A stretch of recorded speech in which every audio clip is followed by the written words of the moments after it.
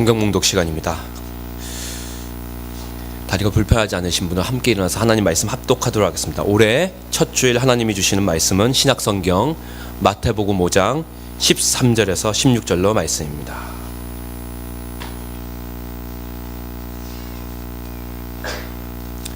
함께 하나님 말씀 받들어 올리겠습니다. 너희는 세상의 소금이니 소금이 만일 그 맛을 잃으면 무엇으로 짜게 하리요? 후에는 아무 쓸데없어 다만 밖에 버려져 사람에게 밟힐 뿐이니라. 너희는 세상의 빛이라. 산 위에 있는 동네가 숨겨지지 못할 것이요 사람이 등불을 켜서 말 아래에 두지 아니하고 등경 위에 두나니 이러므로 집안 모든 사람에게 비치느니라. 이같이 너희 빛이 사람 앞에 비치게 하여 그들로 너희 착한 행실을 보고 하늘에 계신 너희 아버지께 영광을 돌리게 하라. 아멘. 자리에 착석해 주십시오. 세상 속의 그리스도인이란 제목으로 하나님의 말씀 선포가 있겠습니다.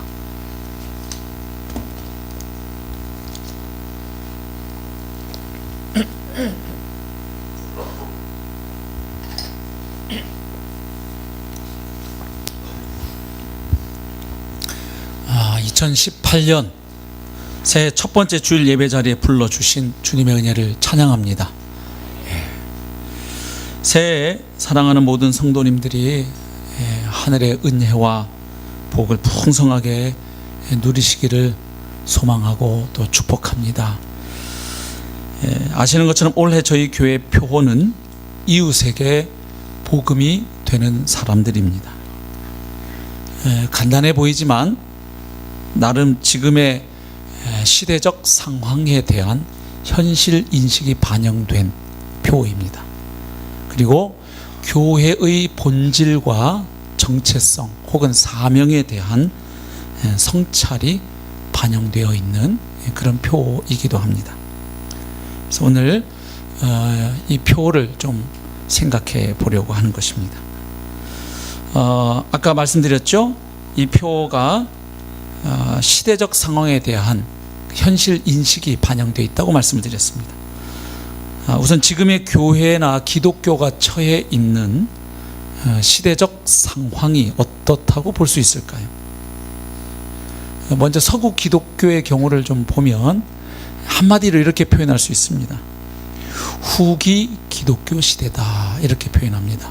영어로 이제 post Christendom Society 뭐 이렇게 표현하는데요. 후기 기독교 시대. 무슨 얘기냐 하면 유럽 사회는 한때 기독교 국가였는데 이제는 그 다음 시대로 진입했다 뭐 이런 말이죠. 아시는 것처럼 로마의 콘스탄틴 황제가 핍박받던 기독교를 공인해 줬을 뿐만 아니라 국교로 삼게 됐죠. 그러면서 단번에 기독교는 핍박받던 비주류에서 오히려 사회의 주류 세력으로 떠올랐죠. 그래서 이 영국을 비롯한 유럽 사회를 보면 매우 오랜 기간 동안 이른바 기독교 국가라고 불릴 수 있을 정도로 기독교가 사회와 문화의 체제를 지배해 왔습니다. 그래서 그 사회에 사는 사람들은 꼭 개인적으로 예수님을 믿고 있지 않아도 기독교적인 어떤 세계관, 가치관, 그 분위기 혹은 그 문화의 공기를 마시면서 그 안에서 살아갔던 것이죠. 교회가 사회의 중심부를 차지했었고요. 그런데 이제 대부분의 학자들은 지금의 현실은 달라졌다는 것입니다. 이제 유럽 사회뿐만 아니라 기독교 문화 혹은 세력이 여전히 그 맹위를 떨치고 있는 것처럼 보이는 미국에서조차도 교회는 이제 주변부로 밀려났다, 전락했다 이렇게 진단을 합니다. 후기 기독교 사회로 이미 진입을 했다 이렇게 보는 것이죠. 그래서 이제 사람들에게 성경의 이야기나 가르침은 더 이상 당연한 공리나 진리로 받아들여지지 않습니다. 현대인들에게 있어서 가장 절대적인 기준은 나 자신입니다. 나에게 이익이 되는가, 내 마음에 맞는가 안 맞는가에 따라서 판단하지 어떤 객관적인 진리의 기준이 있다고 인정하지 않죠. 그래서 더 이상 성경의 가르침을 사람들이 받아들일 만한 그 진리로 인정하지 않고 있습니다. 그런데 많은 서구인들은 그럼에도 불구하고 아직도 스스로를 그리스도인이라고 생각한대요. 그러니까 그리스도인이라는 정체성, 아이덴티티를 아직 가지고 있다는 거죠. 그런데 중요한 것은 이것입니다. 그들이 자신들을 그리스도인이라고 인식할 때 그 의미가 이렇다는 거예요. 우리가 생각하는 것처럼 예수 그리스도의 복음을 내가 받아들였고, 그리고 그 예수님을 주님으로 믿고 따르며 그분의 길을 가고 또 그분의 몸된 교회 공동체에 소속되어서 헌신하고 있습니다. 그런 의미에서 나는 크리스찬입니다, 기독교인입니다, 이렇게 말하는 게 아니라는 거예요. 그럼 그 사람들이 기독교인이라고 말할 때는 어떤 의미냐? 그저 자신들의 전통적인 문화, 왜? 그 중세 천년을 생각해 보세요. 그냥 기독교 국가였잖아요. 전통적인 문화와 종교를 내가 유지하고 있고, 그리고 그 사회적인 안전망과 특권 안에서 내가 살아가고 있다. 그런 의미에서 자신을 그리스도인으로 이해한다는 것이죠. 게다가 갈수록 젊은 세대와 교회 지도층에서는 기독교에 대한 그 인식과 관심이 사라져가고 있습니다. 그래서 교회 선교사에게도 이제 여러 문제가 발생하는 것이죠. 그러다 보니까 교회들이 이제 어떤 시도를 합니까? 안 되겠다. 이래서 건물을 새롭게 단장합니다. 교회가 건물과 프로그램을 새로 마련하고 단장하고, 그래서 좀 더 교회를 매력적이고 편안한 곳이 되게 합니다. 그래서 사람들을 유인해 보려고 하는 것이죠. 하지만 종교에 대한 의식을 조사한 보고서에 따르면 결과가 이렇습니다. 기존 교회가 어떤 식으로 건물을 삐까번쩍하게 바꾸든 그 전에 없던 새로운 아주 프로그램을 개발하고 예배 스타일을 바꾸고 교회가 별 노력을 다 해도 나는 일평생 교회와는 무관하게 살아갈 것입니다, 이렇게 응답한 사람들이 영국의 경우에는 4천만 명입니다. 전 인구의 70%에 해당하는 숫자이죠. 미국의 경우에는 8,500만 명에 이릅니다. 그러니까 이게 지금 현실이라는 거예요. 그래서 한때 기독교 국가들이었던 유럽은 지금 아시는 것처럼 다 동성애와 낙태가 이미 합법화되어 있죠. 그리고 많은 나라들은 이제 동성 결혼도 이제 합법화하고 있죠. 자, 그렇다면 한국 기독교 혹은 교회 상황은 어떨까요? 여기저기서 한국 교회가 위기라는 말이 계속 들려오는데, 사실은 한국 교회가 위기라는 이 말은 최근이 아니라 이미 10년 전부터, 아니 그 이전부터 계속 해오던 이야기였습니다. 통계를 보니까 이렇습니다. 1995년부터 한국 교회는 정체를 거듭합니다. 그 전까지는 한국 교회가 계속 성장 일변도였는데 95년도에 오면 교회가 딱 성장을 멈춥니다. 그러다가 2005년을 기점으로 해서 해마다 숫자가 감소하고 있습니다. 그러다가 최근에는 또 개신교 인구가 10년 전보다 약 100만 명 정도 늘어나가지고 한 967만 명쯤 된다 하는 통계도 나왔지요. 그런데 이게 허수라는 거예요. 왜냐하면 실제로는 각 교단마다 파악을 해보면 어느 교단 할 것 없이 다 교세가 줄어들고 있습니다. 그런데 국가 통계는 늘어난 걸로 잡히니까 이게 허수라고 봐야죠. 그럼 왜 그 허수가 나왔는가? 분석해 보니까 이런 것입니다. 그 970만 명 가운데 상당수는 자신이 기독교인이라고 주장하지만 사실은 이단 교회에 속한 사람들, 신천지나 하나님의 교회나, 그렇죠? 또 기독교인이라고 자기가 말은 하는데 교회는 전혀 안 나가는 분들, 아예 안 나가시거나 그래도 기독교인이라는 타이틀을 유지하기 위해서 1년에 한두 번 성탄절 때 좀 적적하니까 한번 가시고, 송구영신 예배 때 가서 또 복을 빌어야 되니까 말씀 뽑아야 되니까 가시고, 그리고 한 번 더 가시면 그래도 옛날 어릴 때 받아먹던 달걀 생각이 나면 또 부활절 날 한 번 가시고, 그래도 이분들은 3번이라도 가시는 분들이고요, 안 나가시는 분들. 그래서 이런 분들을 무슨 성도라고 하죠 요즘? 가나안 성도라고 해요. 왜냐하면 가나안을 거꾸로 해보세요. 안 나가.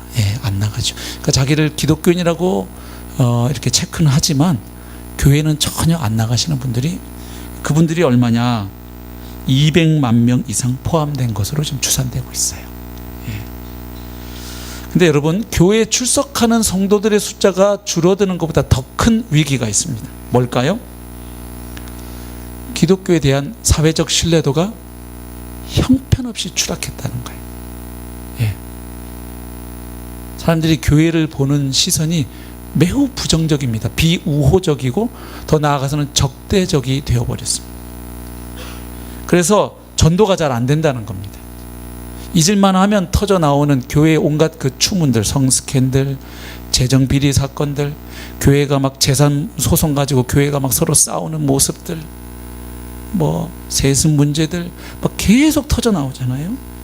그런 추문들로 인해서 많은 교회들이 복음 사역의 동력을 잃어버린 거죠. 그래서 사회에 미치던 선한 영향력이 실종돼 버렸다는 진단입니다. 그래서 적지 않은 학자들은 이렇게 얘기를 하고 계셔요. 보니까 한국 교회도 서구 교회와 별반 다르지 않다. 비슷한 상황이다. 그러니까 후기 기독교적 상황 속에 이미 들어와 있다. 이렇게 말을 합니다. 근데 여기에 대해서 조금 이의를 제기할 수는 있어요. 왜냐하면 유럽 사회는 실제로 기독교 국가였던 시기가 있었죠. 기독교가 그 사회의 모든 문화와 체제를 지배했다가 지금 아닌 것으로 이행된 거지만, 그러면 한국 교회는 기독교가 무슨 한국의 국교도 아니고 여러 종교 가운데 그냥 하나일 뿐이고, 그런데 무슨 후기 기독교냐, 기독교 국가였던 적이 없는데 어떻게 후기 기독교 국가적 상황이라고 말할 수 있느냐, 이렇게 질문할 수 있는데, 여기에 대해서 두 가지 사실을 좀 주목할 필요가 있습니다. 하나는 한국 교회의 성장 모형이 가만 들여다보면 이 영국과 미국 교회 패턴을 그대로 따라간다는 사실입니다. 영국과 미국 교회를 살펴보면 19세기와 20세기 초반에 그 영적 대각성으로 인해서 교회가 놀랍게 성장합니다. 근데 한국 교회가 그 영향을 그대로 받아가지고 20세기 초반과 중반에 아주 폭발적인 성장을 경험합니다. 그래서 옛날에 교회가 무슨 집회하면 막 신년 부흥성회가 막 그냥 교회당이 꽉꽉 찼어요. 기억나시죠? 또 저 여의도에서 무슨 엑스폴로 뭐 70 이런 집회한다 그러면 어땠나요? 막 100만 명씩 성도들이 모였죠. 예. 그 다음에 영국 교회가 20세기 중반 이후에 먼저 쇠퇴하기 시작을 해요. 그러다가. 그리고 미국 교회도 그 전철을 밟습니다. 그런데 한국 교회를 보니까 20세기 후반부터 한국 교회도 성장의 둔화를 경험하고요. 21세기 들어와서는 아주 뚜렷한 감소세를 보여주고 있습니다. 그래서 이걸 뭘 말해주느냐? 학자들이 이렇게 진단하는 거예요. 영국과 미국 교회와 선교사들에게 상당한 영향을 받은 게 한국 교회인데, 그러다 보니까 한국 교회가 영국, 미국 교회와 상당히 그 동질적인 하위 구조를 이루고 있다. 그래서 거기에서 일어나는 일들이 조금 한 10년, 20년, 30년 지나면 그대로 한국에서 다시 반복되고 재현되는 현상을 보이고 있다는 거예요. 부정할 수 없는 사실이라는 거죠. 자, 또 한 가지 사실을 주목할 필요가 있습니다. 오늘 좀 바로 말씀 들어가기 전에 이런 얘기를 조금 길게 하는 이유가 있습니다. 왜냐하면 올해 1년 동안 살펴볼 말씀의 그 전제, 현실 인식이 깔려있는 내용이라 오늘 첫날이라 조금 이렇게 말씀드린 걸 양해해 주시면 고맙겠습니다. 한국 교회 상황이 서구 교회와 비슷하다고 볼 수 있는 이유가 또 한 가지 있는데, 뭐냐 하면 이런 겁니다. 한국 교회가 우리 한국 역사 속에서 볼 때 오랜 역사의 기반을 둔 무슨 정착된 기독교 세계는 아니었어요. 그런데 근대화 과정을 살펴보면 이 근대화 과정을 통해서 기독교의 사회적 영향력이 상당히 확대되었던, 그래서 잠정적인 기독교 세계를 경험한 바가 있다는 사실입니다. 자, 이 말이 무엇인지를 조금만 더 풀어보겠습니다. 자, 한국의 서구 문물과 기독교가 동시에 한반도에 유입됐습니다. 구한말에. 그래가지고 기독교는 당시에 전통 유교 질서가 붕괴가 되고 식민 통치와 공산화 위협을 받던 한국 사회가 이 근대화를 이루는데 아주 지대한 공을 세웁니다. 그래서 한국 사람들에게 초반의 기독교에 대한 인식이 남미하고는 좀 다릅니다. 남미 사람들은 서구에 이게 기독교가 올 때 자기들을 빼앗고 지배하는 제국주의 세력이나 수탈자로 이렇게 인식을 했습니다. 그런데 한국에서는 이 선교사들 와서 병원을 세워주고 학교를 세워주고 무지한 백성들을 깨우는 일에 헌신하고 하는 이런 과정, 그러면서 나라가 이렇게 발전되는 것을 지켜보다 보니까 한국인들에게 그때의 기독교는 억압자가 아니었어요. 오히려 해방자이고 오히려 사회보다 더 앞서 나가는 선구자로, 교회 문화가 세상 문화보다 더 앞서 있었죠. 그때는. 맞죠? 예, 그래서 옛날에 청소년들 교회에서 그 문학의 밤 하면요, 죄다 왔었어요. 왜냐하면 교회 가면 재밌었으니까. 요즘 안 오죠. 예, 밖에 얼마나 재밌는 게 많은데 교회에서 뭐 아무리 뭐 길을 쓰고 해봐야 세상 사람들 그 엔터테이너들 하는 거 못 따라가죠, 교회가. 그러다 보니까 한국 기독교는 그때 당시에 이렇습니다. 여러 종교 중에 그냥 하나 기독교도 있네, 이런 분위기가 아니라 근대화 과정에서 우리 사회 곳곳에 아주 깊은 흔적과 영향력을 행사하는 그런 모습이었다는 거예요. 그런 역할을 수행했다는 것입니다. 그래서 이런 흔적들이 어떻게 나타나는지 통계를 조금 제가 인용해 보면 2006년에 발표된 통계청 인구조사를 보니까 개신교 교인 수는 줄었는데 한 가지 흥미로운 결과가 있어요. 사회 지도층에서는 여전히 개신교인들이 우위를 점하고 있다, 이런 통계가 나왔어요. 그리고 같은 해에 중앙일보 탐사기획팀이 한국 사회 파워 엘리트들에 대해서 조사를 한 바가 있어요. 그래서 정치인, 고위공무원, 법조인, 군 장성들, 의료인, 기업인, 교수, 언론인들을 포함해서 한국 사회를 이끌어 간다고 볼 수 있는 3만 1,800명을 조사한 거예요. 그래서 뭘 조사했느냐? 이 사람들의 이 3만 명이 넘는 엘리트들의 출신 지역, 학교, 종교 뭐 이런 걸 조사를 해보았더니 결과가 이렇습니다. 개신교인의 비중이 40.5%예요. 그래서 여기에다가 천주교인의 22.6%하고 성공의 0.3%까지 합하면 그리스도인 전체 비중이 63.4%가 돼요. 예, 타의 추종을 불허하죠.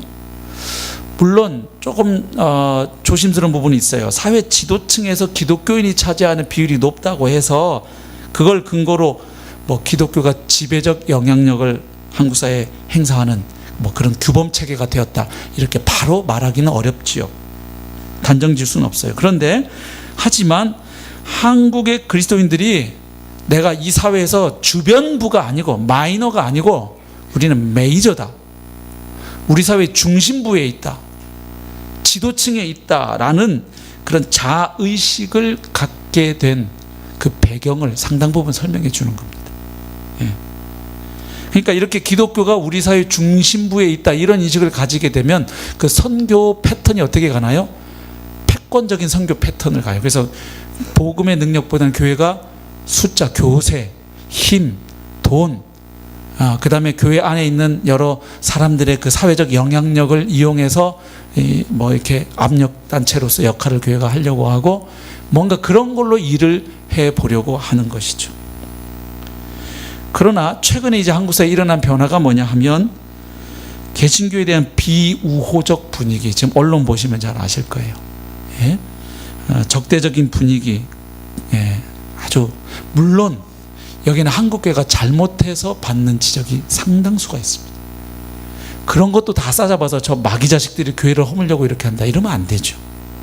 세상이 온당하게 비판하는 거에 대해서 자꾸 교회에서 저 마귀 세력들이 말이지 교회를 허물려, 이건 아주 유치한 대응이에요. 그 우리 한국 교회가 역사 가운데 근현대사 가운데 잘못해서 지적하는 부분에 대해서는 우리가 뼈 아프지만 받아들여야 되잖아요. 예. 그 다음에 교회 이탈 현상, 아까 가나안 성도들 뭐 200만 이상이라고 하고요. 그 다음에 차세대 복음화 얘기, 어느 교단 할 것 없이 지금 청소년부, 청년부, 아동부가 없어지고 있어요. 한국에서 제일 큰 장로교단도 마찬가지예요. 통합측, 합동측도 보면 지금 청소년부, 청년부, 아동부 막 없어져 가는 교회들이 계속 지금 급증하고 있다는 거예요. 예. 그리고 실제로 교회 출석하는 젊은이들 비율을 보니까 딱 드러나요. 지금 그렇게 세속화된 도시라고 우리가 생각하는 뉴욕에 20대 젊은이들 가운데 교회에 잘 출석하는 사람들의 비율이 2.4%예요. 근데 대한민국 서울에 지금 20대 젊은이 가운데 교회 출석하는 사람들의 비율은, 놀라지 마십시오, 1.7%예요. 그러니까 지금 20대 젊은이 가운데 100명 중에 1.7명, 2명도 안 다녀요, 교회를. 그러니까 지금 여러분들이 이걸 체감을 못하는 게 지금 계속 저희 주보에 청년부 세 가족이 계속 등록을 하니까 이게 지금 한국교회 이 평균이라고 생각하시면 아니 되어요. 지금 굉장히 특별한 교회에 다니고 계시다는 사실이. 아니 이게 뭐 교회 자랑하려는 게 아니라 이게 한국 교회 현실을 우리가 정확히 알아야 된다는 거예요. 지금 심각해요. 그래서 얼마 전에 유기성 목사님도 서울대 가가지고 뭐 말씀 전하면서 그런 얘기 했잖아요. 그 교회 다니는 사람, 예수 믿는 사람 그랬더니 한두 명이 쭈삣쭈삣 이렇게 겨우 들더래요. 그래서 교회 안 다니는 사람, 예수 안 믿는 사람 그랬더니 그냥 다 손을 막 씩씩하게 들더래요. 뭐 얘기예요? 젊은이들 사이에서는 이제 교회 다닌다는 이야기 하기가 창피스러운 분위기가 됐다는 이야기예요. 예. 예. 근데 여러분 위기는 항상 기회죠? 예. 그러니까 교회가 힘으로, 교세로, 돈의 힘으로, 뭐 조직의 힘으로 사역해 보려고 했는데 이제는 교회가 이렇게 주변부로 밀려나니까 저는 오히려 기회라고 봅니다. 원래 기독교 국가의 모습이 정상적 모습이 아니었어요. 교회는 하늘 백성들은 항상 이 땅에서 거류민과 나그네로 천국을 향해 가는 순례자들이었어요. 아멘?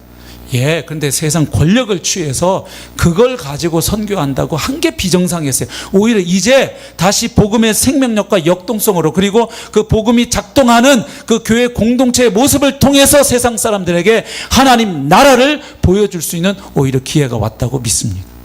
예. 그래서 오히려 이제 걸러질 거예요, 앞으로.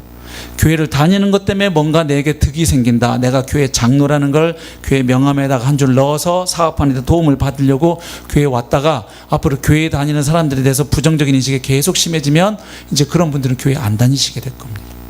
그렇죠? 교회 다니는 것 때문에 비난과 조롱이 온다. 많은 분들이 이제 신앙생활 멈출 거예요. 그래서 오히려 이제는 진짜 알곡과 가라지가 갈라질 때가 오고 있고요.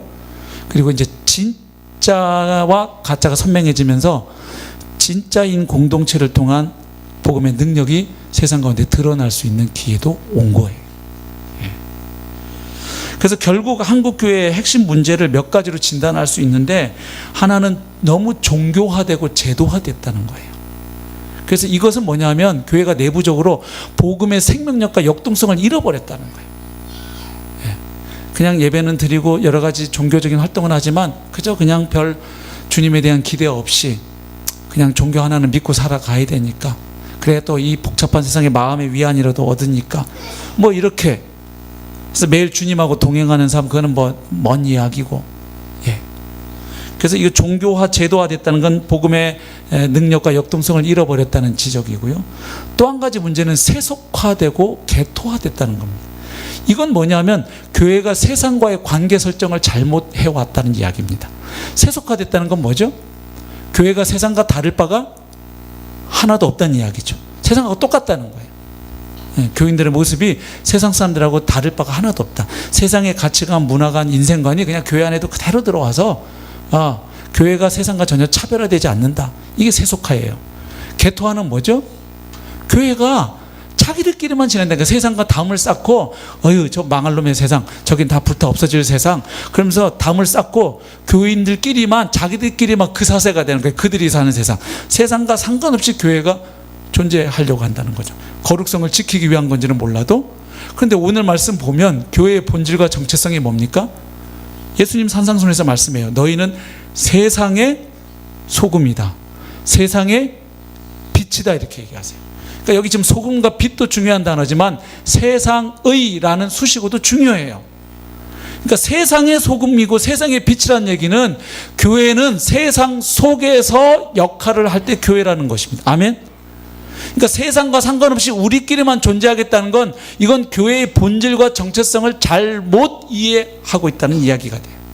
다시 말하면 교회는 교회 자신만을 위해서 존재하는 공동체가 아니고 하나님 뜻에 의하면 교회는 아직 하나님을 알지 못하는 세상을 위해 존재한다는 사실입니다. 그래서 예수님께서 너희는, 예수님을 따르는 제자들을 향해서 산상수훈 가운데 말씀하십니다. 오늘 13절 보십시오. 너희는 세상의 소금이다. 언젠가 몇 년 전에 이 말씀 설교한 적 있죠? 그래서 이 말씀 잘 읽어야죠. 일단 예수님 말씀은 너희는 세상의 소금이 되어야 한다라는 명령법 문장이 아니고 너희는 세상의 소금이다라는 직설법 문장이에요. 그러면 우리는 물어야 돼요. 왜 주님이 우리를 소금이라고 비유하시는가? 우리가 너무 아주 자린고비 같은 짠 사람들이라서 소금이라고 하시는가? 도대체 왜 우리를 소금이라고 하시는가? 물어야 된다는 거예요. 근데 그걸 주님의 말씀에서 찾지 않고 우리가 자꾸 먼저 달려가죠. 내 생각으로 성경을 읽는데 익숙해요. 그러다 보니까 소금이다 하는 순간 딱 떠오르는 게 뭐예요? 소금? 소금은 방부제 역할이고 조미료 역할이다. 그렇지. 우리 그리스도인들은 이 세상의 부패를 방지하는 방부제 역할을 하라는 뜻이구나. 그리고 세상을 살맛나게 하는 조미료 역할을 하라는 것이구나. 예, 그리스도인이 그렇게 해야 되는 거는 맞는 말이에요. 그러나 여기에서 예수님이 제자들을 가리켜 세상의 소금이라고 말씀하시는 1차적인 의도는 그게 아니라는 거예요. 그걸 어떻게 할 수 있어요?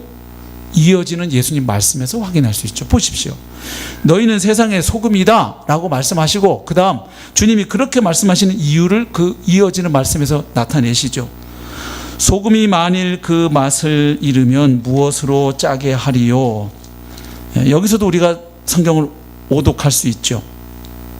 소금이 만일 그 맛을 잃으면 무엇으로 짜게 하려? 이 말씀을 이렇게 이해하는 거죠. 소금이 맛을 잃어버리면 뭘 가지고 그러면 그 음식물의 맛을 낼 수 있냐? 이렇게 읽는 거예요. 오독이에요. 왜냐하면 여기 무엇으로 짜게 하려는 영어 성경, 헬라어 성경 다 보시면 수동태 문장이에요. 그러니까 이런 뜻이에요. 소금이 맛을 잃어버리면 그 맛을 잃어버린 소금을 어떻게 다시 짜게 만들 수가 있겠느냐 이 말씀이에요. 그러니까 예수님이 우리를 가리켜서 소금이라고 말씀하신 이유는 방부제, 조미료 그거 이전에 뭐 때문에 말씀하시는 거예요?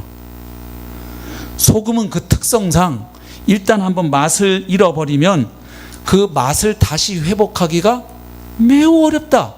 어떤 면에서는 불가능에 가까울 만큼 어렵다. 그래서 맛 잃어버린 소금은 무용지물이 되어가지고 길가에 버려지고 사람들의 발에 밟힐 뿐이다. 자, 그러면 예수님 우리를 소금이라고 말씀하시는 의도가 어디에 있는 거예요? 방부제 조미료예요? 아니면 다른 의도가 있어요? 다른 의도가 있죠. 뭐예요? 니네는 소금이야. 근데 소금은 맛을 잃어버리면 더 이상 소금이 아니야. 길에 버려져. 그리고 사람들에게 밟혀. 그러니까 무슨 말씀을 하시고 싶은 거예요? 예수님께서 너희는 이미 세상의 소금으로 부름받았으니까 맛을 잃어버리지 않도록 경상도 분들 표현식으로 하면 단디 주의해라 이런 말이죠. 유념해라.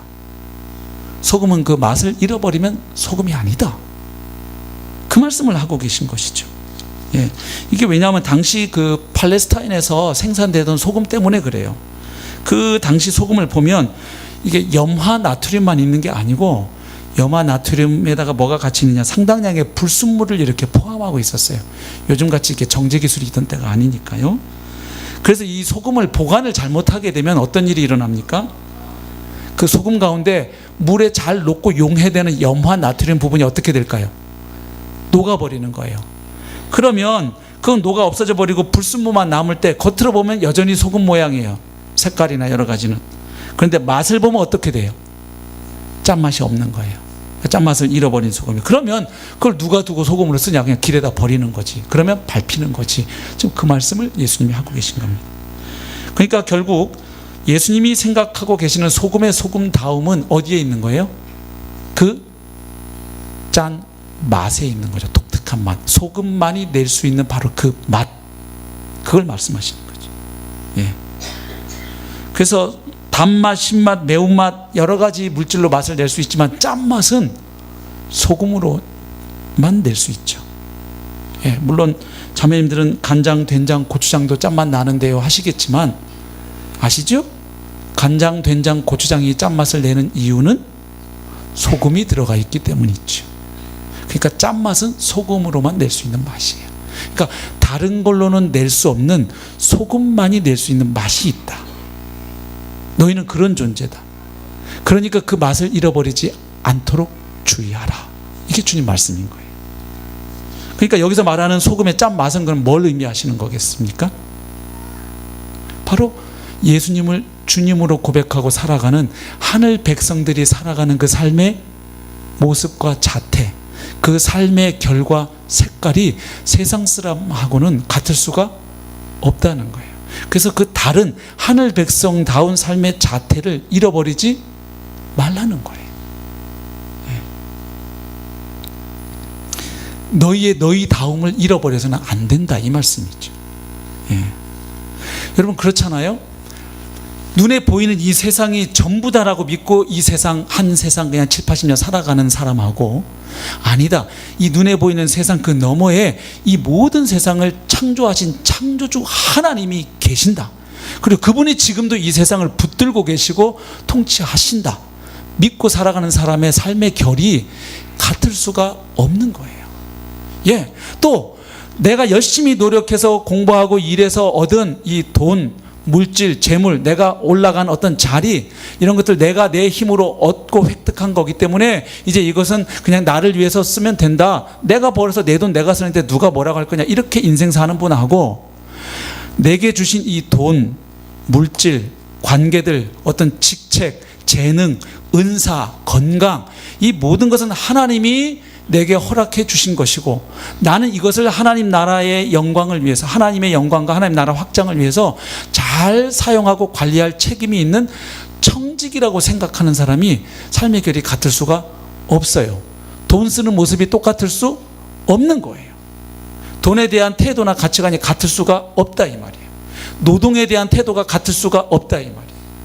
그러니까 삶의 결이 다른, 바로 그것을 주님은 지금 맛이라고 얘기하는 거예요. 너희는 바로 세상에서 그런 존재다. 너희들이 그런 존재로 있도록 세상에서 불러냄을 받았고, 그리고 다시 세상으로 소금으로 보냄을 받은 사람들이 바로 너희들이다. 그 다음에 주님이 또 그리스도인들을 가리켜서, 제자들을 가리켜서 뭐라고 비유하십니까? 14절이죠. 너희는 세상의 빛이다. 여기도 마찬가지입니다. 빛이 되어야 한다가 아니라 세상의 빛이다 라고 선언하십니다. 그러면 또 물어야 돼요. 주님이 우리를 왜 우리같이 컴컴한 사람들을 빛이라고 하실까? 물어야 되는데, 우리는 또 빛 그러면 알잖아요. 빛 그럼 뭐예요? 어둠을 밝히는 존재. 이 캄캄한 세상, 이 어두운 세상에 한 줄기 빛을 비추라고 하시는구나. 그래서 우리가 고아원 찾아가야 되겠구나, 양로원 찾아가야 되겠구나, 이렇게만 생각하고 만다는 거예요. 그것도 빛과 관련이 없는 건 아니에요. 그러나 주님이 우리를 빛이라고 말씀하시는데 더 직접적인 의도가 따로 있죠. 한번 보시죠. 여러분, 만약에 그냥 어두운 가운데 빛을 밝혀주는 존재, 이렇게 하면 그 다음 이어지는 예수님 말씀이 너무 뜬금없어요. 너희는 세상의 빛이라고 하고 바로 이어지는 주님 말씀을 보십시오. 산 위에 있는 동네가 숨겨지지 못할 것이요. 갑자기 산 위에 있는 동네가 나와요. 근데 여기 산 위의 동네는 좀 더 정확히 번역을 해본다면 산 위에 건설된 도시를 의미해요. 그러니까 이게 보일 수도 있고 안 보일 수도 있는 그런 작은 동네가 아니고 많은 건물들과 시설들을 가지고 있는 일종의 폴리스라는 거예요. 그래서 미국에 보면 왜 인디아나폴리스, 미네아폴리스 이런 말들이 있죠. 지명들이. 그러니까 이런 큰 도시가 산 위에 건설됐다고 하면 필시 어떤 일이 일어나나요? 보일 수 밖에 없는 거죠. 노출될 수밖에 없다. 감출 수가 없다는 거예요. 만약에 그걸 감출 의도였으면 그 동네나 도시를 산 위에 세우면 안 되는 거예요. 어디다 세워야 되느냐? 저 북한이 잘하는 것처럼 땅굴 파가지고 땅 속에다 세워야죠. 숨기려면. 그러니까 이미 산 위에 세워진 동네는 그 특성상 드러날 수밖에 없다. 이걸 지금 말씀하고 계셔요. 그 다음에 이어지는 말씀도 보십시오. 15절, 사람이 등불을 켜서 말 아래에 두지 아니하고 등경 위에 두나니 이러므로 집안 모든 사람에게 비치느니라. 여기도 지금 무슨 말씀을 하십니까? 등경 위에 등불을 얘기합니다. 너희들 등불 켜가지고 그걸 말 아래 두는 사람 누가 있냐? 등불을 켰으면 당연히 어디다 둔다?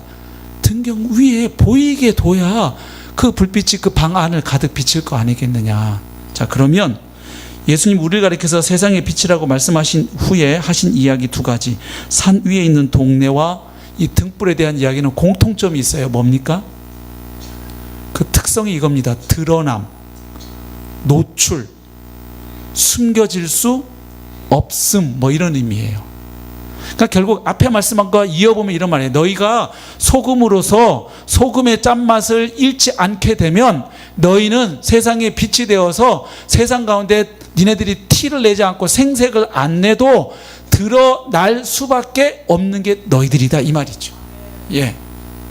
니네가 무슨 요란하게 뭘 라면 박스 들고 고아원 가가지고 사진 찍어대고 그런 짓 안 해도 너희들이 주님의 통치와 인도를 받으면서 살아가는 모습 자체가 세상 사람들이 볼 때는 상당히 좀 신기하고 이질적인 요소이기 때문에 이게 드러나게 돼 있다.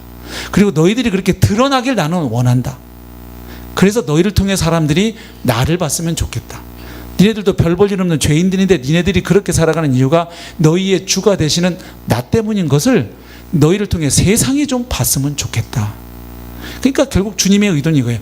니네들이 보이지 않는 나를 세상 사람들에게 보여주렴 하시는 부탁이에요. 근데 사람들이 교회에 오면 이런 말을 들어요. 교회에 올 때 사람 보고 오시면 안 됩니다. 예, 하나님 보십시오. 그러면 이미 예수님 믿는 분들한테는 그게 또 아멘 은혜가 되지만, 아니 눈에 보이지도 않는 하나님을 어떻게 만날 수 있을까 싶어서 교회를 왔더니 교인들이 하는 소리가 저희 보지 마세요. 하나님을 보세요. 그러면 주님은 이러실 거예요. 아니 내가 니네들이 보여주라고 했더니 니네는 왜 그러니? 이러실 거예요. 그렇죠. 그래서 16절 말씀이 있잖아요. 보세요. 이같이 너희 빛이 사람 앞에 비치게 하여. 그냥 비치게 하여가 아니라 누구 앞에? 사람 앞에. 여기 사람은 하나님을 안 믿는 사람들이에요. 앞에 비치게 하여 그들 눈에 하나님은 안 보인다 아직. 근데 뭘 보고? 너희가 하나님 때문에 살아가는 그 이전에 예수 믿기 전에는 도저히 살 수 없었던 그 삶을 예수로 말미암아 살아가는 너희 개인적인 삶과 그런 공동체를 보고서 하늘에 계신 너희 아버지께 영광을 돌리게 해라. 그러니까 이런 거죠. 예수님, 나는 나를 통해 새 생명 얻은 니네들을 통해서 세상 사람들이 나를 좀 봤으면 좋겠다. 그래서 니네는 세상의 소금이고 빛인 거야. 그 말씀을 하시는 거죠.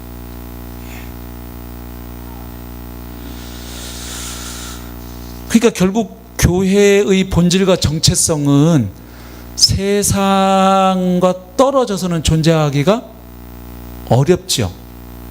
그렇잖아요. 세상의 소금이고 세상의 빛이라고 했으니까 교회는 세상과 분리되어서 존재하면 이건 제대로 된 교회가 아닌 거예요. 근데 우리의 고민은 여기 있는 거예요. 그래서 세상 안에서 사는데, 그래서 영어로는 이렇게 얘기하죠. 그리스도인들의 정체성을 in the world, 세상 안에서 살아가는 사람들, but not of the world, 이렇게 해요. 세상에 속하지는 않은 사람들. 예. 배가 산꼭대기에 있으면 이건 배가 아니에요. 배는 어디에 있어야 돼요? 바다에 떠 있어야 돼요. 근데 이놈의 배가 물이 가득 배에 다 들어서 물에 배가 그냥 가득 잠겨가지고 배가 깔아앉으면 그건 더 이상 배가 아니라 잠수함이 돼요. 그러니까 결국 주님이 말씀하시는 것은 이 교회의 이중성을 얘기하죠. 너희는 세상에서 구원받아 불러냄을 받은 존재이기 때문에 세상과는 본질상 다른 사람들이다. 근데 그 너희들의 다른 삶의 모습을 니네끼리만 살면 안 되고 그거를 세상 사람들 앞에 보여주어서 그들도 내 영광을 보고 내 앞으로 오도록 하는 일에 너희가 쓰임받고 그들이 너희를 통하여 복을 받기 원하는 게 내 마음이다. 그렇죠. 하나님이 아브라함을 갈대아 우르에서 뽑아내신 목적이 뭐였습니까? 아브라함 혼자 복받고 그의 자손들 복받고 그거였나요?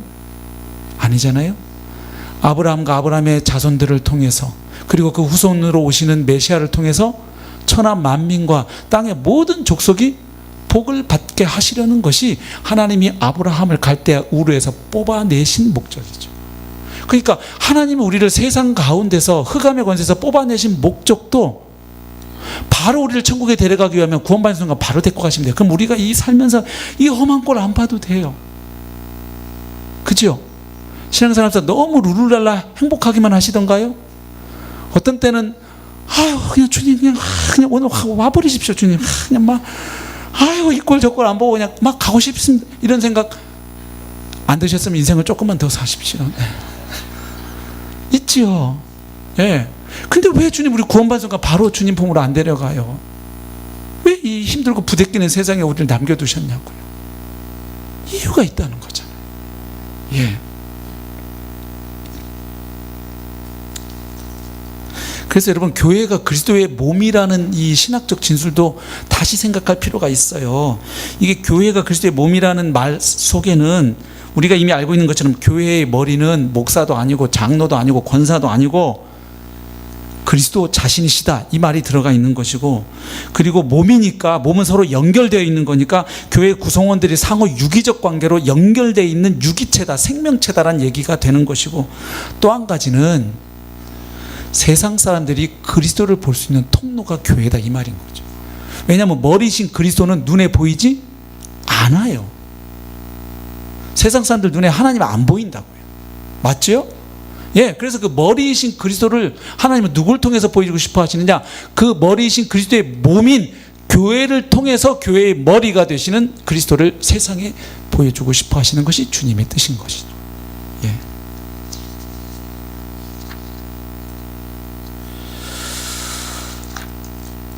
그래서 결국 교회는 세상에서 불러냄을 받은 공동체인 동시에 다시 세상으로 보냄받은 공동체이죠.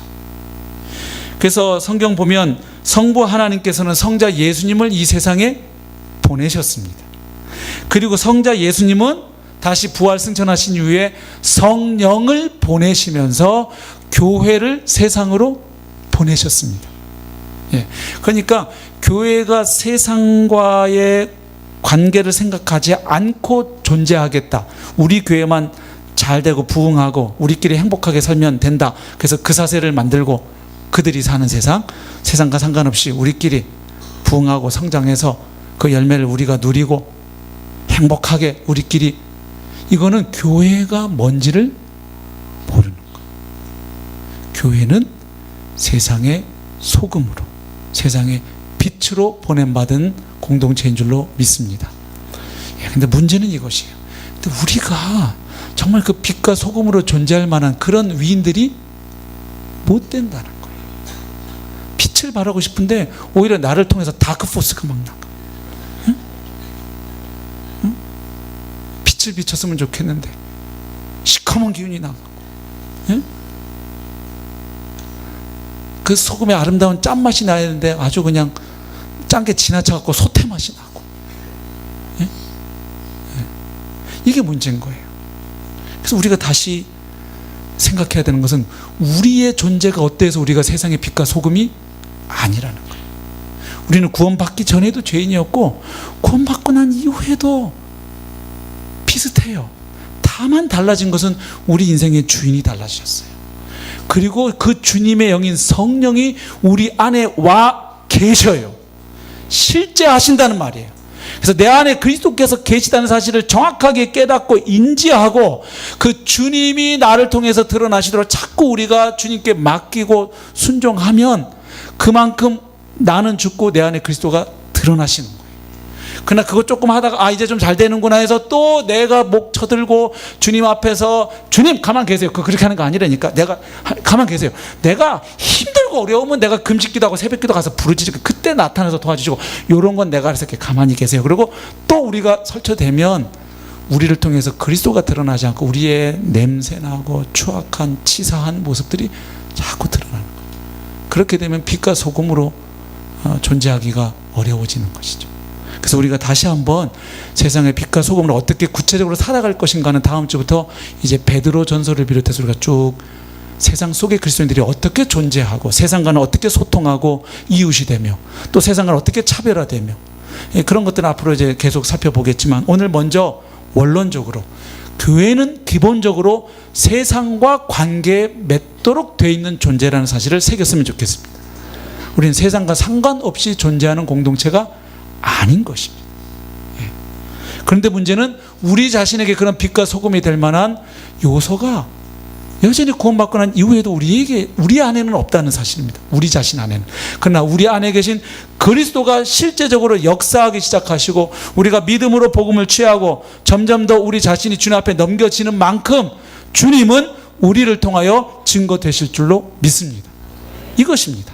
완벽하진 않아도 우린 여전히 공사 중이에요. 어제 성령 충만한 모습으로 사는가 싶으면 다음날 또 형편없이 자빠지기도 해요. 그러나 문제는, 중요한 것은 이것이 우리의 최종 결론이 아니라는 것이에요. 주님은 계속 우리 가운데 일하고 계십니다. 그 주님을 신뢰함으로, 그분께 순종함으로 나아갈 때 주님은 교회를 통해 주님의 일을 행하실 것입니다. 그때 세상 사람들에게, 이 강서구 주민들과 서울 사람들에게 강서교회가 이곳에 존재하는 것이 그들에게 기쁨이 되고 복된 소식이 될 줄로 믿습니다. 왜요? 그들도 주님 앞으로 나와 십자가 복음 깨닫고 그 복음 안에서 하나님의 임재와 통치 가운데 살아가고 그 복을 누리게 될 것이기 때문입니다. 그래서 부족해도 주님을 의지하고 순종함으로 저와 여러분을 통해서 주님이 증거되시고 주님이 존귀의 여김을 받으시고 또 이웃들에게 우리가 말로 전해주는 복음뿐만 아니라 우리가 그들의 이웃이라는 것 자체가 그들의 안녕과 복지에 큰 도움이 되는, 복음이 되는 그런 한 해가 될 수 있기를 소망합니다. 우리 함께 찬양하시겠습니다.